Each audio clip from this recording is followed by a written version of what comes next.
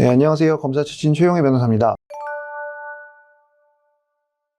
도로교통법은 음주운전에 대해서 혈중 알코올 농도에 따라서 처벌 수위를 다르게 정하고 있습니다. 혈중 알코올 농도 몇일 때는 징역 얼마, 벌금 얼마 이런 것들은 찾아보시면 알 수 있기 때문에 당연한 얘기는 여기서 하지 않겠습니다. 그 대신 오늘은 법에 규정이 없어서 누구도 직접 찾아볼 수는 없지만 실제로 고려되고 있는 것들에 대해서 말씀을 드리도록 하겠습니다. 도로교통법은 규정에서 보시면 아시겠지만 10년 이내에 같은 죄를 범한 경우에는 가중처벌을 하는 규정을 두고 있습니다. 이것을 보고 많은 분들이 착각하시는 것은 전과가 있냐고 물어보면 있는데 그건 10년 이전이에요 라고 해서 마치 10년 이전에 있었던 전과는 별게 아닌 것처럼 말씀하시는 경우가 많습니다. 그런데 이것은 매우 잘못된 생각입니다. 뒤집어서 말하면 그럼 20년 전에 음주운전 전과가 한 번 있는 사람과 아무런 전과 없는 사람 두 사람은 똑같이 취급되는 게 공평할까요? 그렇지 않습니다. 오히려 똑같이 취급하는 것이 불공평하기 때문에 당연히 아무리 오래전의 것이라도 전과가 있는 사람은 더 무거운 처벌을 받을 수밖에 없습니다. 그렇기 때문에 전과는 언제 있는가와 무관하게 있다면 항상 불리하게 작용된다는 것을 잊으시면 안 됩니다.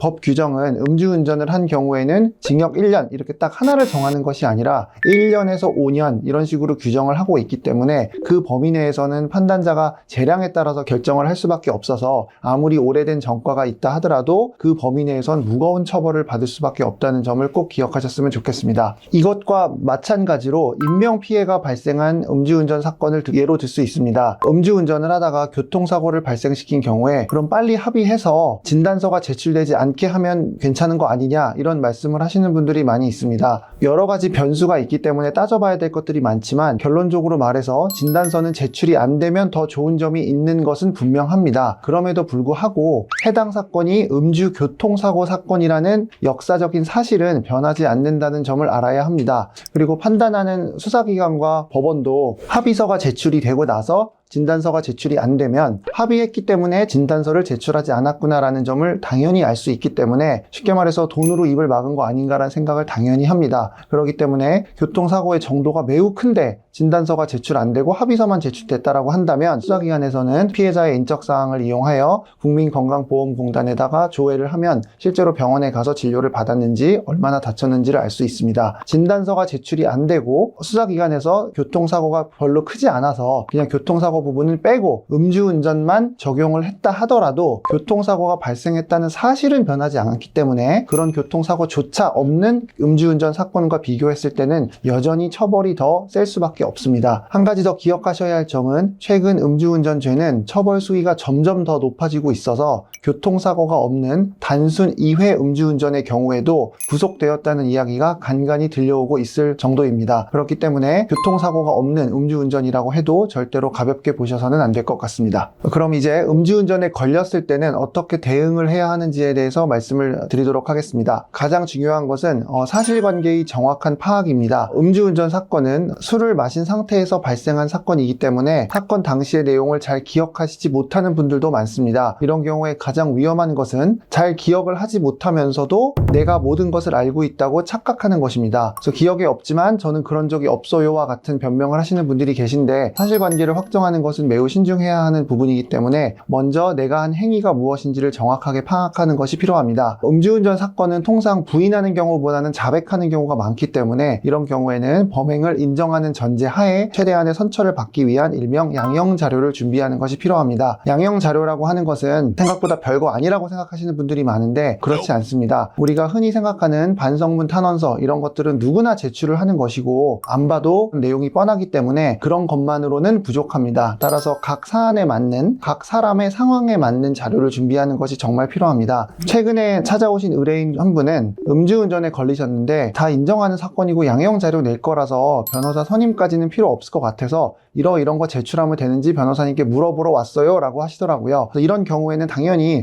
선임 필요 없으니 지금 이 주어진 시간 안에 제가 잘 도와드리겠다고 하고 조언을 해드리는데 그분이 써오신 것을 보니 당시에 처음부터 음주운전 하려고 한 게 아니고 그냥 집 앞이라서 그냥 잠깐 갔다 온 것 뿐이다 이런 식으로 식으로 쓰셨는데 그런 식의 내용은 판단자가 봤을 때는 죄의식이 전혀 없다고 생각을 할 수도 있습니다. 따라서 이런 뉘앙스 하나하나도 잘 신경을 써야 되는 부분이 있기 때문에 가사 내가 인정을 하고 선처를 구하는 입장이라 하더라도 섣불리 행동하시는 것은 위험할 수 있다는 점을 기억하셨으면 좋겠습니다. 두 번째는 다툼의 여지가 있는 경우입니다. 아시는 것처럼 도로교통법은 혈중 알코올 농도 수치에 따라 음주운전을 처벌하고 있고 형사처벌의 기준은 0.03%부터이고 면허 취소는 0.08부터이기 때문에 그 경계선에 있는 경우에는 되게 애매할 수가 있습니다. 특히 음주운전을 한 시각과 이후에 음주 측정을 한 시각 간의 시간적 차이가 있는 경우에는 혈중 알코올 농도 수치에 대한 다툼이 있을 수 있어 이런 부분은 꼼꼼한 상담이 필요할 것 같습니다. 숙취 운전의 경우에는 드물기는 하지만 음주운전에 고의가 없었다는 점을 다퉈볼 여지도 있습니다. 교통사고가 발생한 경우에 인명피해가 발생하였다면 음주운전죄와 별개로 처벌을 받는데 이 경우 기본적으로 처벌하는 법은 교통사고 처리 특례법이고 술에 취한 정도가 더 심한 경우에는 특가법상 위험운전치상죄로 처벌을 합니다. 경찰은 혈중 알코올 농도가 0.01%를 넘는 경우에는 더 무거운 특가법을 적용하고 있습니다.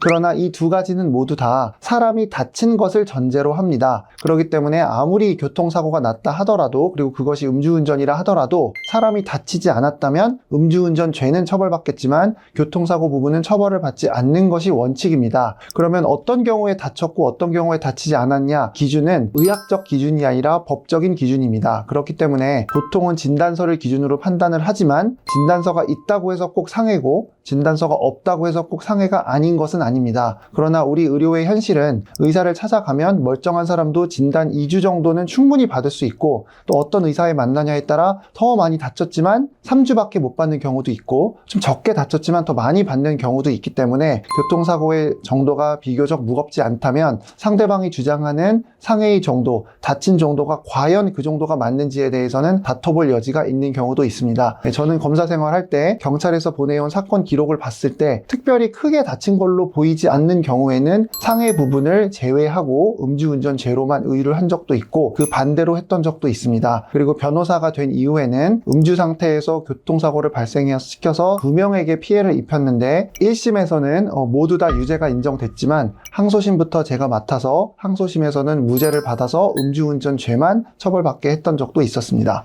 뺑소니의 경우 갖춰야 될 요건이 여러 개가 있는데 과연 내가 교통사고 발생 사실을 인식했던 걸로 볼 수 있는지 사고가 났을 때 운전자로서 취해야 할 조치를 모두 취한 것인지 이런 점들은 각 사안에 따라 다퉈볼 여지가 있기 때문에 이런 부분도 꼼꼼한 검토가 필요합니다. 그리고 음주운전의 경우 시간이 지나서 음주 측정을 하지 못한 경우가 종종 있습니다. 예를 들어서 뺑소니를 한 경우에 지금 당장 경찰에 내가 자수를 하면 음주운전한 것도 걸리기 때문에 일단은 자리를 피하고 다음날 자수를 하는 경우도 있습니다. 이런 경우 과연 술을 먹었다고 할 것인지 안 먹었다고 할 것인지부터 시작해서 고민을 해야 될 부분들이 굉장히 많이 있는데 어찌됐건 측정을 하지 않았다 하더라도 술을 먹었기 때문에 뺑소니를 했을 거라는 의심은 거둘 수가 없기 때문에 여전히 음주 상태에서 한 뺑소니라는 점에 대해서 처벌 수위가 무거울 수도 있습니다. 이 점에 대해서는 따져볼 부분들이 매우 많기 때문에 해당 사항이 있으신 분들은 꼭 전문가의 상담을 받으셨으면 좋겠습니다. 다음으로는 제가 실제로 변호했던 사건 중에 좋은 결과가 나왔던 것을 몇 가지 말씀드리도록 하겠습니다. 지금 말씀드린 사건들 모든 것의 전제는 음주운전을 한 것이 맞고 당사자도 다 인정을 한다는 전제 하에 그 범위에서 최대한 노력을 하자라고 해서 좋은 결과가 나오는 것들입니다. 첫 번째 사건은 이거를 과연 말씀드리는 게 맞는지 의문스러울 정도로 너무 예외적인 사건인데요. 음주 상태에서 운전을 하다가 앞차를 들이받아서 2명의 피해자에게 상해를 입게 한 사건입니다. 혈중 알코올 농도 수치도 0.1이 넘어서 결국 이분은 3가지 범죄를 저지른 것으로 입건이 되었습니다. 하나는 음주운전죄, 그리고 나머지 2개는 피해자가 2명이어서 각각에 대한 특가법상 위험운전치상죄 이렇게 3개의 범죄인데 이 사건에서는 놀랍게도 검사님으로부터 사건 전체에 대해 기소유예 처분을 받았습니다. 기소유예는 아무런 처벌을 받지 않고 법원에 넘기지 않고 그대로 검사님 선에서 사건을 종결하는 어떻게 보면 범죄를 인정하는 사람의 입장에서는 받을 수 있는 가장 좋은 결과라고 할 수 있습니다. 음주운전의 세계에서 기소유예라는 것은 정말 찾아보기가 힘듭니다. 저도 이 사건은 결과가 나왔을 때 정말 제 눈을 의심하고 10번도 넘게 그 결정문을 봤습니다. 기소유예가 맞나? 오타는 아닐까? 왜냐하면 음주운전도 아무리 수치가 낮고 초범이어도 기소유예라는 거는 눈 씻고 찾아봐도 찾아보기가 어려운데 수치도 높고 인명피해도 2명이나 일으킨 사건에서 기소유예라니 이게 과연 말이 되나라고 해서 굉장히 의심스러웠던 경우가 있었습니다. 그만큼 의심이 돼서 사건이 끝나고 담당 검사에게 전화를 해서 여러 가지 문의를 하였는데 당연히 실수는 아니었고 저희가 준비한 자료들이 너무 눈에 잘 들어왔다는 그런 말씀을 해주었습니다. 여기서 드리고 싶은 말씀은 음주운전도 잘 준비하면 기소유예 된다가 아니고 저에게 의뢰하시면 기소유예가 된다도 더욱 아닙니다. 꼭 기억하셔야 될 건 혐의를 인정하는 이상 우리가 기소유예를 목표로 하든 약식을 목표로 하든 우리가 준비하는 건 달라지지 않는다는 점입니다. 그렇기 때문에 일단 상황에 맞는 그리고 각 사람에 맞는 자료를 먼저 꼼꼼하게 준비하는 것이 우선이다. 이 말씀을 꼭 드리고 싶습니다. 두 번째 사건은 전과 11범인 분이었는데 11개의 전과 중 7개가 무려 음주운전에 해당하는 사건이었고 그 중에는 당연히 벌금도 있었고 집행유예도 있었습니다. 그 이후에 적발이 돼서 오신 분인데 제가 상담을 하면서 드린 말씀이 혹시 변호사님 저 구속만 안 되게 해주세요 라고 한다면 다른 변호사를 찾아가시고 3년 정도 구속될 걸 1, 2년만 살고 싶다를 목표로 하겠다면 제가 도와드리겠다고 말씀을 드렸습니다. 제가 자신이 없어서가 아니고 검사로 일을 해본 경험이 있기 때문에 어떤 게 현실에서 벗어나는지를 너무나도 잘 알기 때문입니다. 더구나 쓸데없는 기대를 했다가 오히려 더 큰 실망을 하게 되는 일도 있어서는 안 되기 때문입니다. 제가 이렇게 조언을 했더니 그 의뢰인분은 여러 곳 상담을 받았는데 다들 하나같이 자기의 안 좋은 상황에서 벌금을 장담하고 심지어 재수 좋으면 기소유예가 가능한 경우도 있다는 말도 들어서 너무 의심스러웠다고 하면서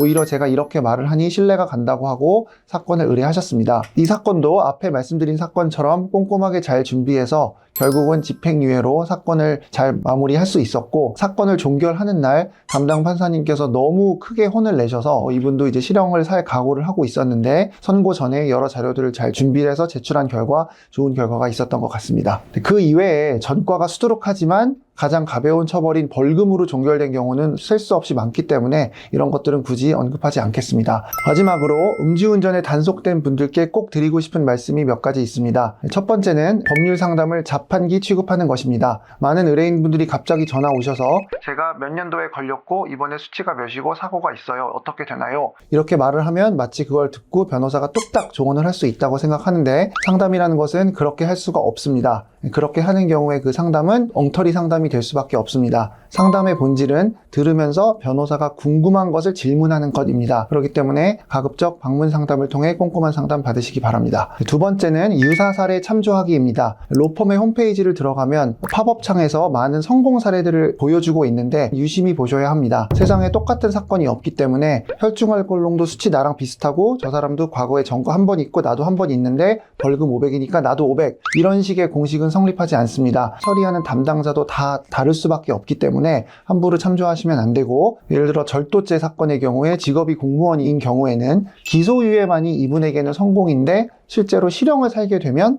그것도 로펌의 입장에서는 장기간의 실형이 아니기 때문에 성공이다라고 할 수도 있습니다. 그렇기 때문에 이런 부분들을 꼭 유의하셨으면 좋겠습니다. 세 번째는 음주운전에 걸렸는데 저는 경제적 사정이 어려워서 벌금이 많이 나올까봐 걱정돼요 라고 벌금 액수부터 걱정하는 것입니다. 음주운전 사건에서 벌금이 나온다고 아무도 알려주지 않았습니다. 요즘 음주운전 사건 처벌이 가볍지 않기 때문에 과연 내가 벌금을 목표로 할 수 있는 사안에 해당하는지부터 꼼꼼한 검토가 필요합니다. 마지막으로는 면허 취소부터 걱정하는 것입니다. 벌금이야 내면 되는데 저는 직업이 땡땡땡이라서 면허가 취소되면 큰일 나요 이런 말씀을 하시는 분들이 계신데 이거는 몸에 큰 병이 발견됐는데 손가락 끝에 생긴 스크래치부터 고민하는 꼴입니다. 음주운전은 구속이 될 수도 있는 가볍지 않은 범죄인데 면허 취소부터 걱정하는 것은 앞뒤가 맞지 않는 이야기입니다. 내가 지금 형사처벌은 어느 정도가 예상이 되고 면허 구제를 과연 도모할 수 있는 상황인지 이런 것들을 꼼꼼하게 따져보시는 것이 필요합니다. 면허 취소와 관련돼서는 행정심판을 통한 구제가 가장 일반적인데 검색을 해보면